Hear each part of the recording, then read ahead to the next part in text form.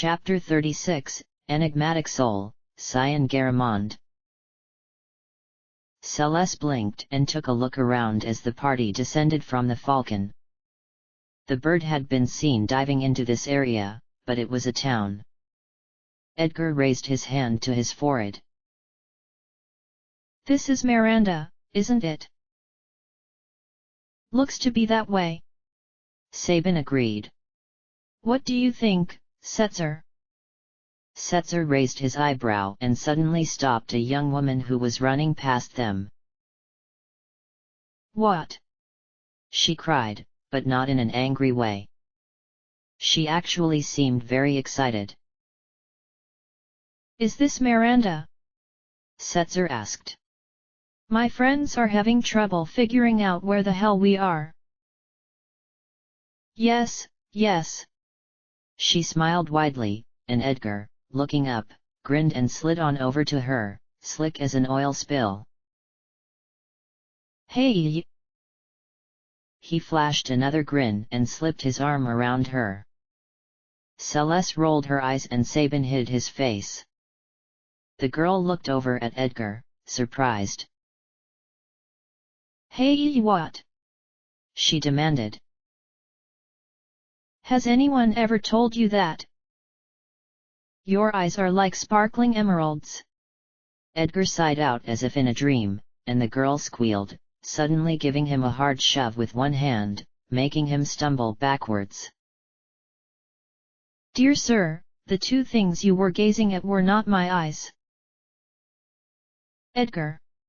Celes barked. "Back off!"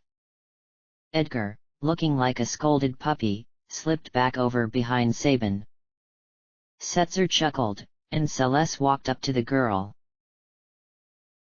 "I'm sorry." She apologized for Edgar. "He's a dumbass." "It's okay." She smiled again happily. "But if you'll excuse me, I'm anxious to get home. A carrier pigeon just brought me another letter from my boyfriend." "Oh?" Celes questioned to herself. "I wonder if that is the bird we saw come here." "My boyfriend lives in Ma Bliz," the girl explained, and then laughed gaily. "Oh my, look at me chattering away and not even introducing myself. I'm Lola." Sabin suddenly gasped and Celes looked over at him, raising her eyebrows. Lola." Sabin stuttered. She looked at him quizzically, and he quickly smiled. Well, it's a beautiful name." "Oh brother, and you talk of me having no shame." Edgar muttered, and Sabin elbowed him hard. "Hi Lola," Celes said slowly, getting the hint from Sabin. "Pray tell, after you have gotten your mail, would you mind giving us directions to Ma Bliz? Since you know someone there and all. We're going on a little trip." "Of course." Lola smiled. "Please stop on by any time you like, we'll have tea. My house is the one with the pigeon post in front." With that, she ran off, and Celes immediately spun around to Sabin. "What? Why did you look like that when she said her name?" "Yeah, what's going on?" Setzer blinked. "I'm willing to bet you know something we don't." "I do know something," Sabin said worriedly. "That girl, Lola, said she had a boyfriend in Ma Bliz, right?" "Right." Celes nodded. "What's wrong with that?" "Well, here's the thing, I met her boyfriend when Cyan and I washed up in Ma Bliz," Sabin explained. "He was a bedridden soldier that was injured in an empire battle. He told us about this Lola girl, and since he couldn't even pick up a pen, Cyan wrote a letter for him in his name and sent it to her. She lived here at the time, too." Celes gasped and covered her mouth. Oh, of course. And Ma Bliss is now destroyed. There was definitely no one like that there. And this must be the same Lola. Edgar decided. I mean, it's too much of a coincidence not to be, you know. I think we should see what is going on, Sabin said. because it's very suspicious. We're not going to tell her that her boyfriend is dead, are we? Celes asked worriedly. That would be too cruel, coming from strangers like us. No, we shouldn't say anything, Sabin said. Let's just go to her house like she offered. We'll figure out what to do from there. Celes sighed, looking ahead at the house, where the pigeon had indeed landed on its post, cooing and looking about with its beady eyes. Why had Celes gotten a feeling about a mere messenger bird? Was there something more to this than just a cruel practical joke? Lola obviously had no idea what was going on. At Lola's house, as she promised, the returners were served tea, and while she questioned them about their upcoming little trip and gave them directions, Chere was doing all the talking, Sabin was eyeballing a folded letter on the table, and Celes was not being able to help but gaze at all the beautiful silk flowers that were in the room, in bouquets hanging from the rafters, in vases on the counters and tables, everywhere. Lola noticed Celes staring, and stopped talking to Chere for a moment. Don't you just love these flowers? My boyfriend sent all of these to me. They're all handmade of silk. Since you can't seem to buy real flowers in many places anymore. She trailed off a moment but then smiled again. And these are letters he has written me. She suddenly pushed the letter Sabin was looking at towards him, and went to a jar on the counter, pulling out more and distributing them to Celes, Chere, and Edgar. They all looked at each other and started poring over the letters, which all had one very disturbing thing in common. Celes turned to the first letter in her pile again and read it slowly, carefully, investigating every letter. My beloved Lola, we're still busy trying to rebuild this town. If all goes well, I'll be able to come home to you soon. They are very nice, Celes managed to say after a few moments of absolute silence. So romantic. Everyone else agreed, and the not-so-shy Lola took all the letters back and began to fold them again properly. I've already written him a reply. She sighed out happily and handed it to Sabin. On your way out, would you please attach this to the carrier pigeon? That handwriting! Celes burst as soon as Sabin had shut the door behind them, and Chere nodded. It's science. I have no doubt about it. Nobody except him writes with those damn curly letters and such. But can we be sure? Sabin asked, now working on tying the letter from Lola to the pigeon. I mean, why would he be doing this? Cyan, of all people. There must be a reason for it. Celes protested. So I say we follow this bird and see where it takes us. Wherever it takes the letter, that's where Cyan will be. Will we be able to keep up the pace? Edgar questioned, and Chere let out a laugh. Are you kidding me? Our problem will be going faster than the bird. I told you, the Falcon is the fastest ship in the world. Well, let's go, Celes said concernedly. Let's get to the bottom of this. As she said that, Sabin released the bird, and it fluttered into the air, letting out a soft cooing noise and taking off.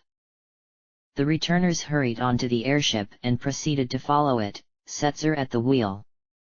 Celes, Sabin, and Edgar kept at the point of the ship, watching where the bird was going and shouting directions to Setzer. As they began to approach the mountainside, Celes swallowed back a lump in her throat. Ugh! This looks a little too familiar for my tastes. This looks like Zozo. Edgar trailed off, and they looked around more.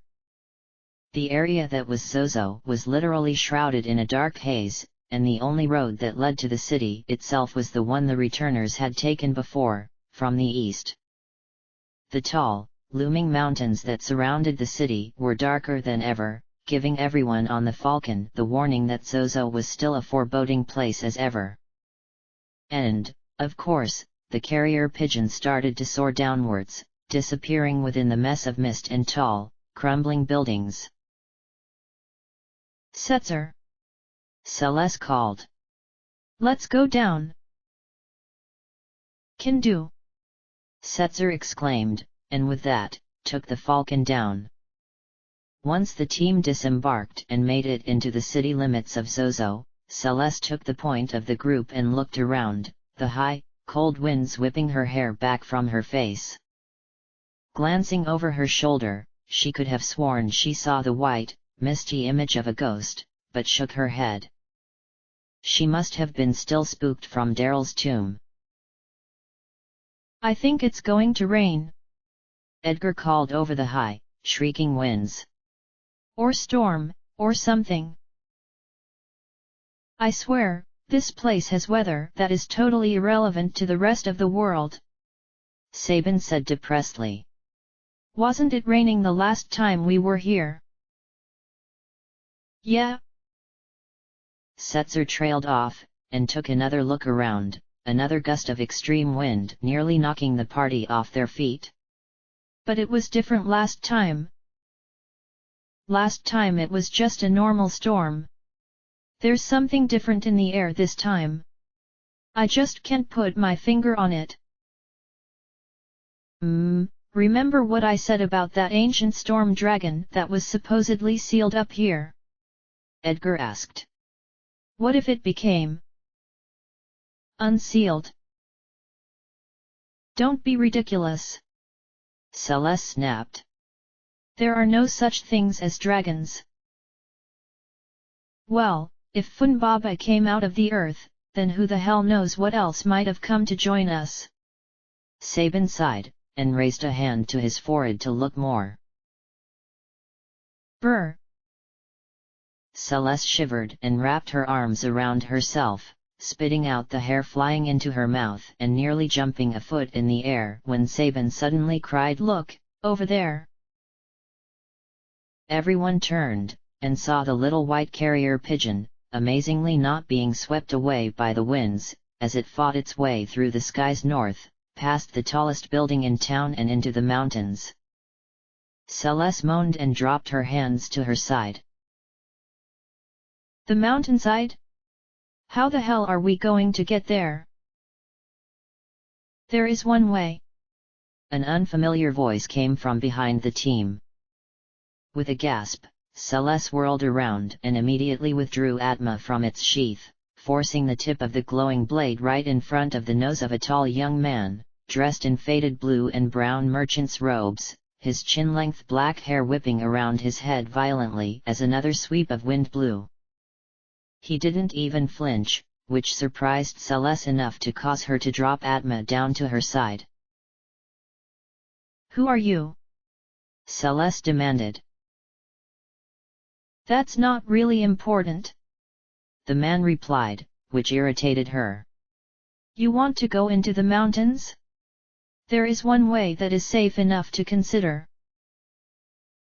Hey, if you're planning on pulling something, you'd better get out of our way before trouble comes. Setzer remarked, and with that, Edgar suddenly snapped his fingers. Wait a minute. Do you remember when we visited Jador all that time ago? The man there said that the only person we could trust in Zozo was dressed as a merchant.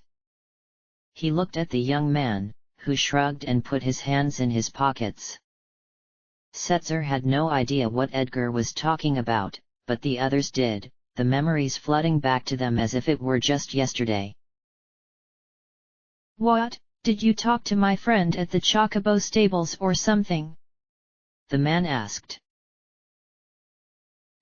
Yes. Celes said, turning a little red from her hatefulness. What on earth provokes you to live here? Sabin questioned. I mean, it's dangerous, we nearly got killed our first night here. I'm just a merchant, he replied, and shrugged again. Not everything has to have a reason, right? Or everyone, for that matter. Sabin nodded, being the only one in the group that would accept something like that as an answer. Well, what do you know that can help us? Celes suddenly burst out, anxious to move on. It was too dangerous to stand in one spot for too long. See that building? The merchant asked, pointing to the tall building the bird had flown behind. At the top is a secret entrance that the people who once lived in this city ages ago had created to escape into the mountains. Why did they need to escape? Edgar questioned. Well, Zozo wasn't always like this. The merchant replied, a little bit of sadness in his voice. It's a story that is not written in any history texts I have read or seen. I'm sure whatever records were kept in this town have long been destroyed. But, long ago, before the War of the Magi, Zozo was a peaceful little village, and the people here were skilled in the ways of machinery, much like you are, King Edgar. Hey, you recognized me? Edgar squealed, but everyone ignored him, much to his chagrin. But, sadly, during the war, in the chaos, the village was taken over by a gang of thieves and all sorts of no-good types. No one defended the village, and they had no magic or espers, so they had to surrender. The invaders made the village people slaves, basically, and forced them to teach them all they knew about mechanics and such so that they could prosper in whatever devious schemes they came up with. The natives of Zozo were slowly dying, and along with them the prosperity of the village. It took a while for it to become like this. He spread his arms to indicate the wasteland they were now in. But as you can see, there is absolutely no proof here of the world Zozo once was, thanks to those heathens. He took a step forward and looked up at the darkening sky. The village people here worshipped a creature known as the Storm Dragon, and prayed to it for help in eliminating the threat. It was in a legend, one long lost to us now, that this storm dragon lived deep within the mountains, and whenever danger came upon Zozo, it would beat its mighty wings and drive out the danger with terrible and frightening storms, purging the village and freeing its people, who supposedly had the innate to survive the storms thanks to the dragon's protection over them. But, the dragon did not answer their prayers, and some went to seek it out. A brilliant slave, who was kept in that building, discovered one day a path that delved into Mount Zozo and might lead to the home of the dragon. He erected a secret doorway that he and the other slaves slipped through, so that they could find the dragon and beg it to save them. However, the dragon was never found, and the people of Zozo never returned. The ones in the village all eventually died an agonizing and scornful death as starved and beaten slaves. The merchant stopped and took a deep breath. Now, the doorway is rusted shut. No one can get through, unless you have this, of course. He reached down in his pocket and pulled out a small spray can, with no label. What is this? Edgar asked, taking it. Rust red. He answered. It will open the door for the first time in centuries. Celes looked over to the can and back to the merchant. Are you sure this will work? I hope so. The merchant suddenly smiled oddly. I've been working on this solution for a very long time. I want to join up with my friends again. What? Celes narrowed her eyes when suddenly, a huge bolt of lightning ripped through the sky, causing everyone to jump and scream. When Celes opened her eyes, she gasped. The merchant had disappeared, in his place a thin, misty fog that suddenly blew away in a gust of wind. She turned to the others, wondering if they had the same thoughts as her. She could tell by the look in everyone's eyes that perhaps they did. A ghost? Of the ancient Zozo village? After a painful run of stair climbing and lightning bolts, the team came to the top of the building where the mysterious door supposedly was. Celes felt around in the dark, muttering as her fingers brushed over things that she didn't even want to put a picture in her head with. Edgar, reaching down in his pocket, pulled out something small and silver, sort of like a magnifying glass on steroids, with blinking lights and a needle on the top. "What's that, brother?" Sabin asked. "It's called a debilitator," Edgar replied. "A new invention of mine, actually. It finds the weak spots in monsters and displays them to the user." "Okay. So are we going to use it to fight the evil door?" Setzer asked sarcastically. "No, it has other uses too." Edgar snapped, and started running the debilitator up and down the walls. "It can find weaknesses in general. And, last time I checked, rust was a major sign of weakness in metals like the ones this wall is made of." "Of course."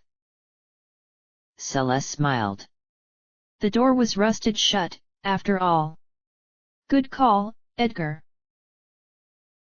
"Well, I'm not just here to be the looks in the party."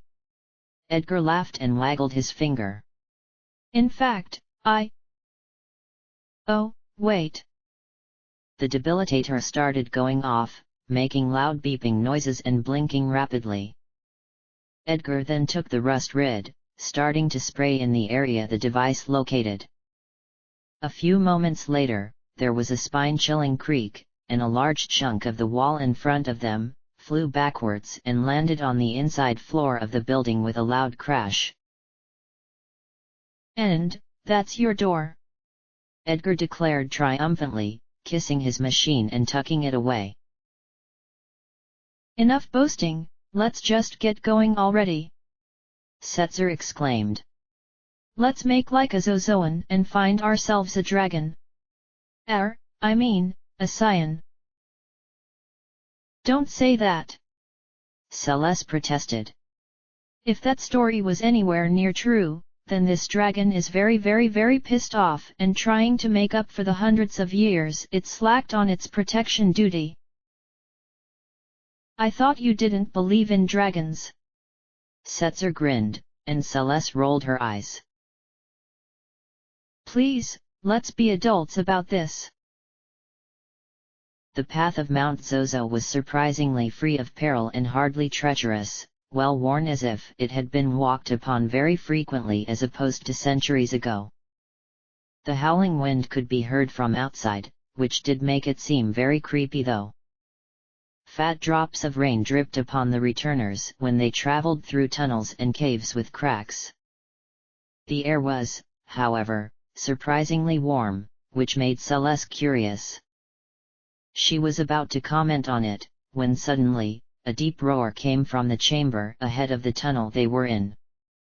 The returners looked at each other, pale. A gush of warm wind blew in through the tunnel, blowing them all over in a heap on each other. Something that sounded like a scream rang out, and Setzer stood up, pushing his hair out of his face.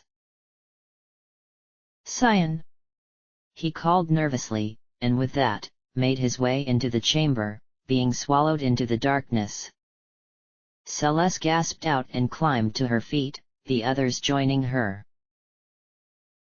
"Setzer, get back here!" Celes cried, running in after him. She gasped as she looked up, not believing her eyes and nearly sliding on the rocks beneath her feet. Ahead of them, no, soaring right above them was a huge dragon, a dragon of gigantic proportions. Flapping its wings and blowing hot wind in all their faces as it flew in circle after circle after circle. Its scaly, bat-like jet-black wings were lined with sharp black claws and its neck was long and swinging from side to side, allowing the shining yellow eyes on the beast's head to get a full view of the cavern. Every time the dragon turned, its spiked tail would slam into the side of the cavern, breaking off boulders of rock and causing them to tumble deep down into the ravines below. The only thing between the returners and their next destination, a wide opening in the back of the cavern,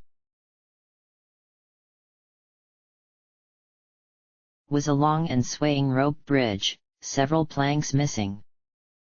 The dragon let out another howl, and suddenly, bright bolts of lightning shot out of the sky like magic, striking the ground where the returners stood. Everyone jumped and cried out, knowing one little shock would be their last. "The storm dragon!" Sabin cried, his voice lost in the nearly deafening winds. "It's real!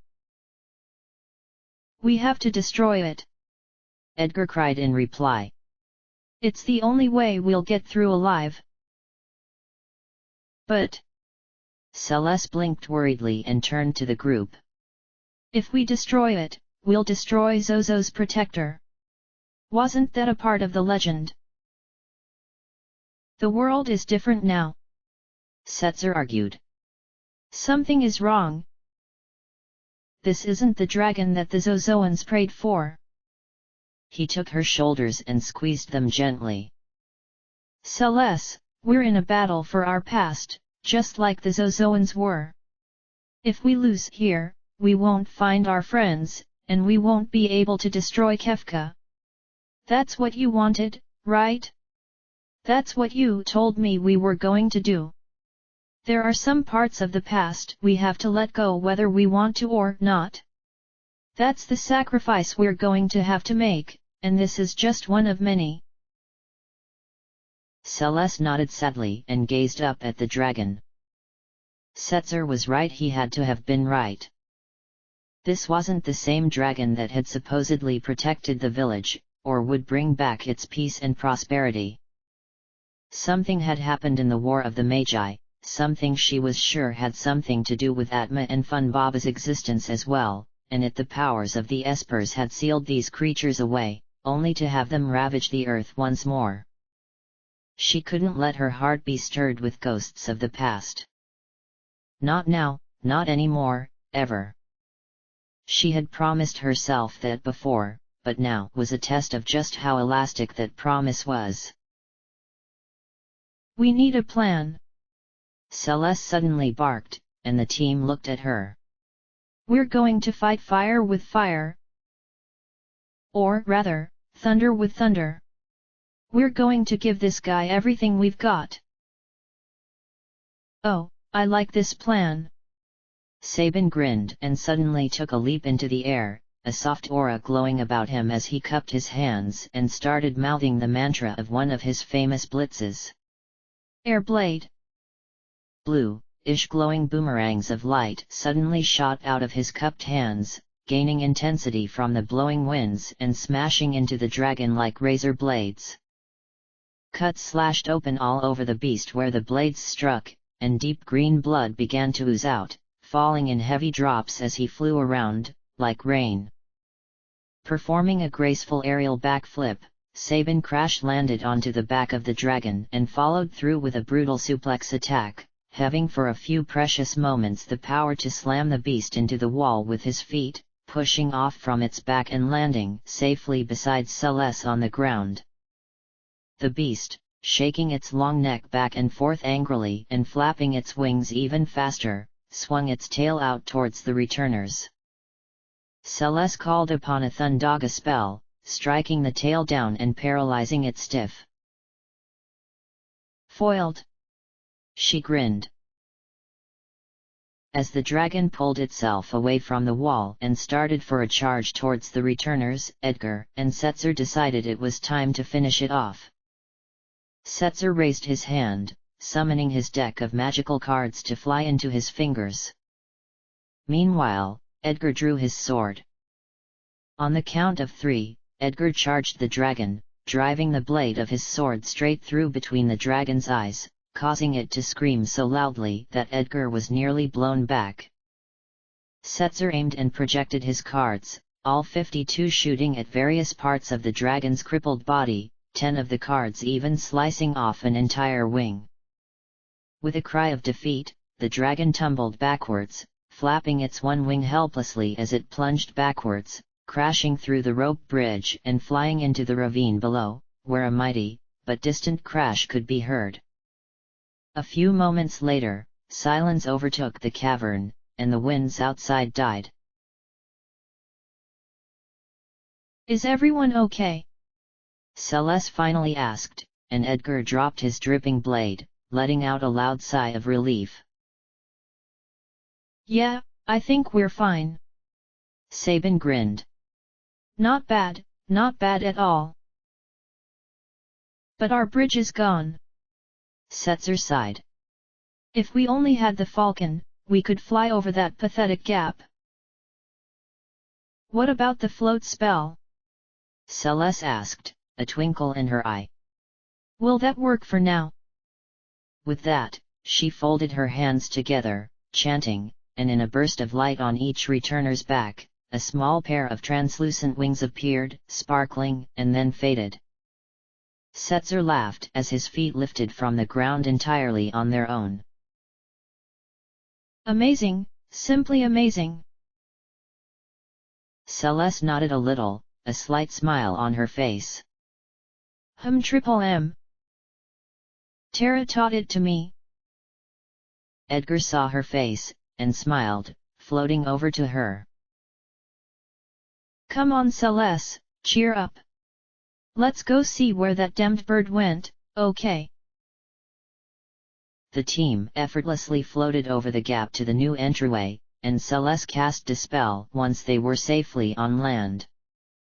They were surprised to see light pouring through the entryway, and cautiously, each stepped through. The returners found themselves outside, on a little cliff that was followed by a much safer-looking bridge. However, instead of the skies being ravaged by storms, they were clear and bright blue, dotted with the same white, puffy clouds they had seen on their way to Zozo.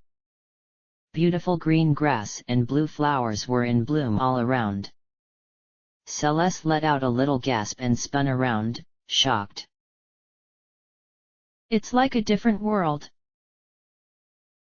Everything must have turned back to normal once the dragon died." Sabin took a few steps forward and let out a small sigh. "But it won't stay this way for long, I'm sure. Not with the environment we have now. Soon, everything will choke and die, just like before." "We won't let it die," Edgar declared, raising his fist. "We'll go and destroy Kefka before he has a chance to destroy this.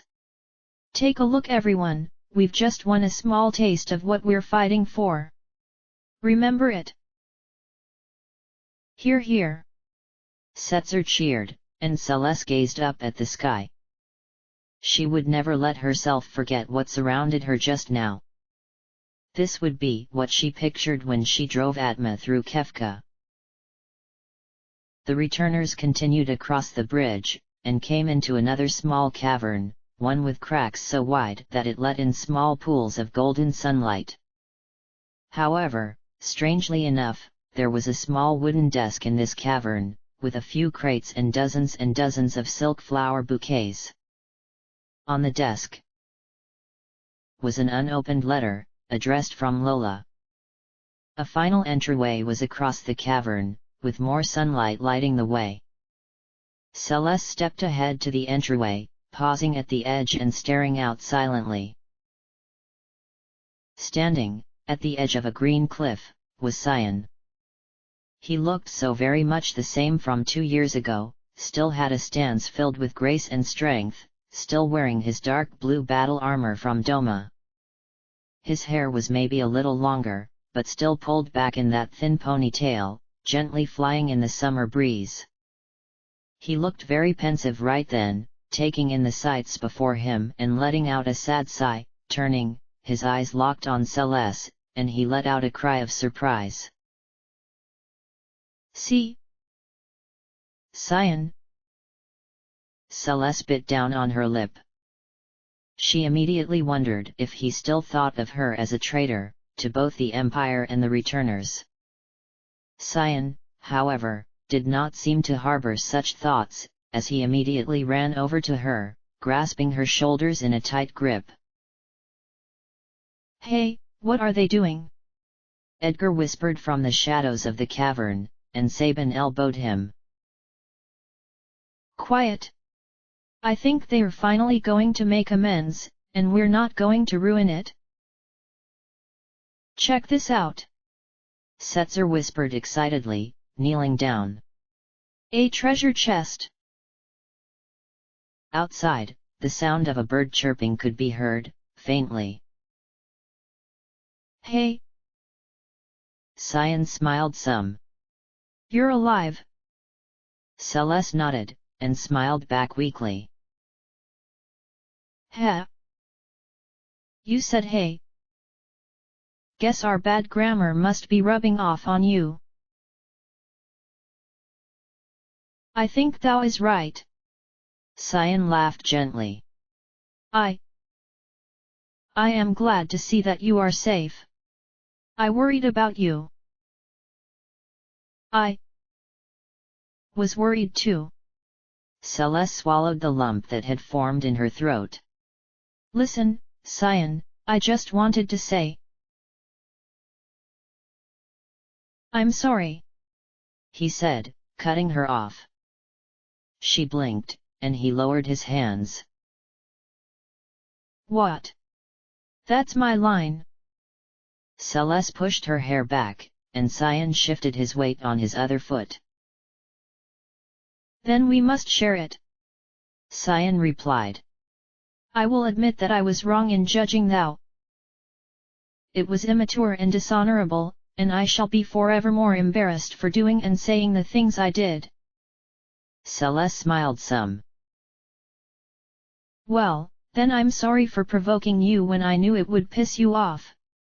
Cyan looked surprised at Celes's colorful word choice, but then again, she hadn't expected much to change with him, not even with 2 years.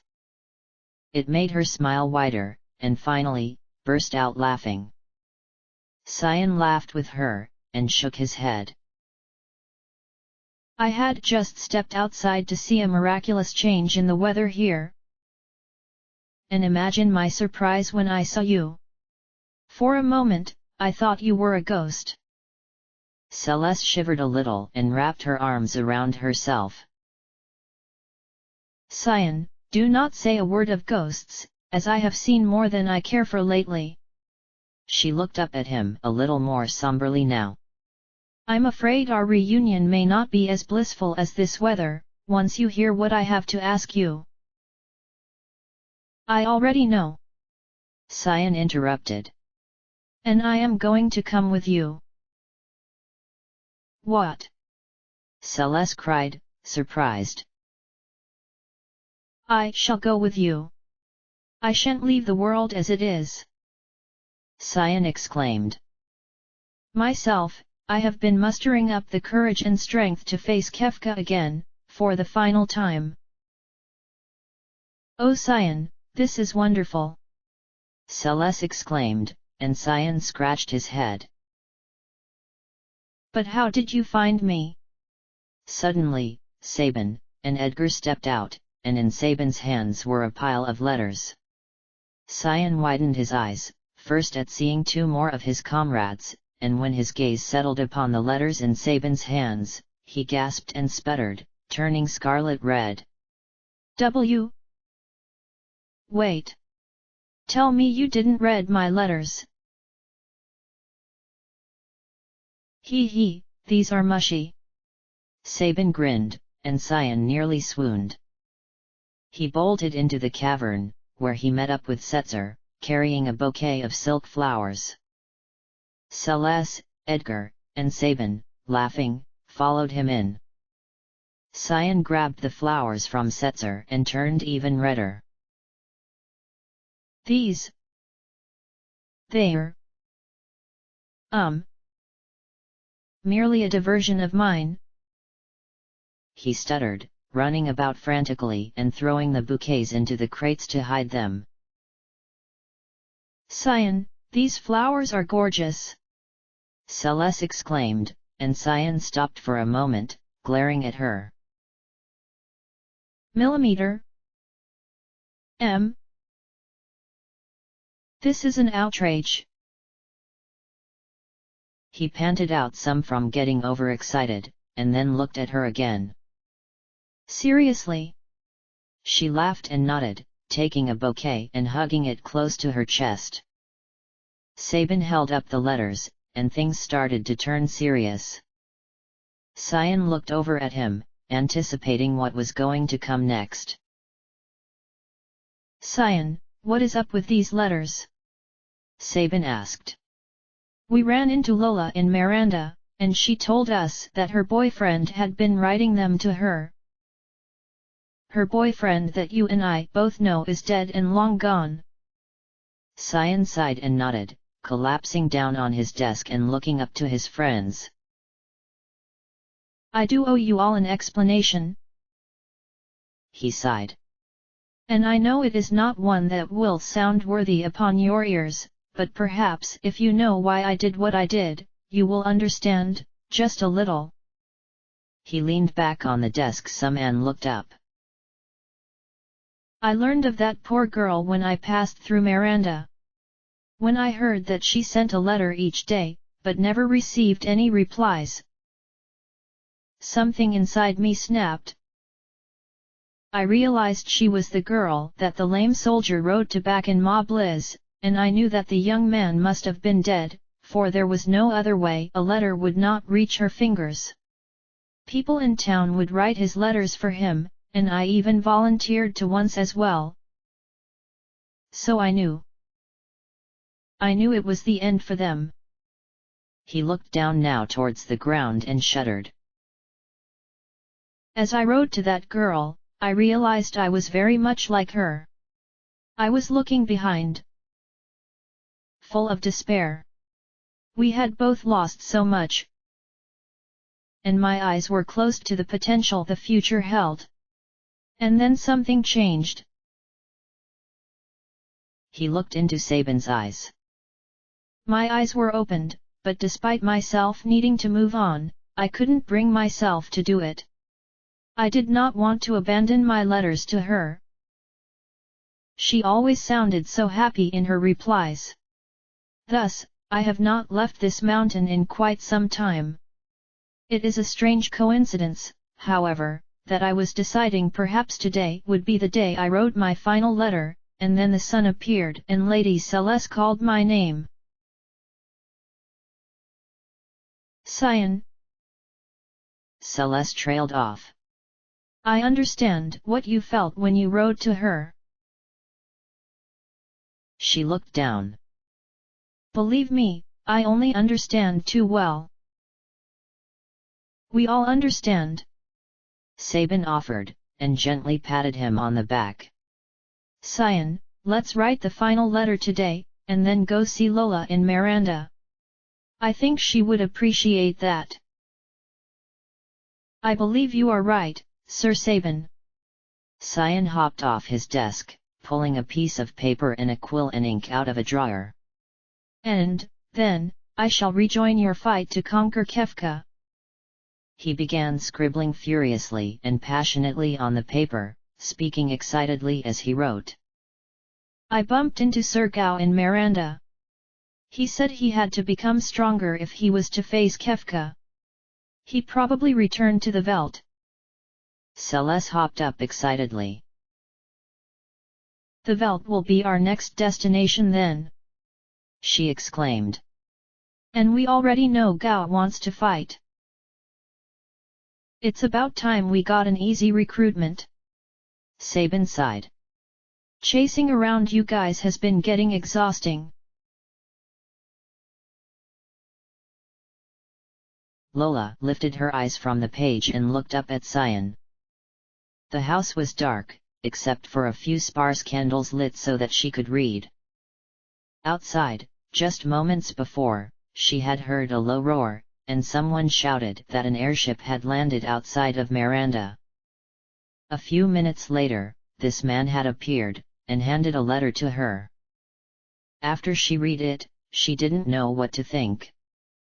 A part of her was numb, and another was relieved. She hadn't even made it all the way through before she had to stop.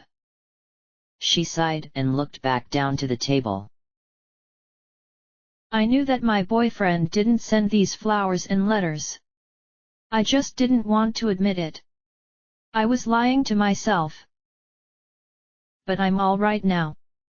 As I read those letters, the pain I felt in my heart became bearable. I'm sure whoever wrote them suffered greatly. I wish I could meet him. Cyan looked up at her and sighed. Actually, just look to the future. We have a lot of life left to live. Lola smiled some and folded the unfinished letter up. I feel like I have a future now.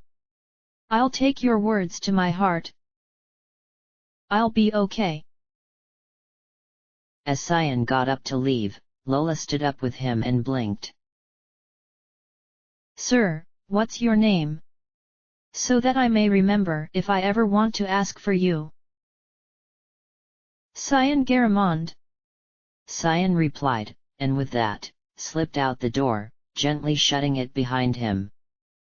Lola nodded to herself, saying the name out loud and then collapsing back in her chair.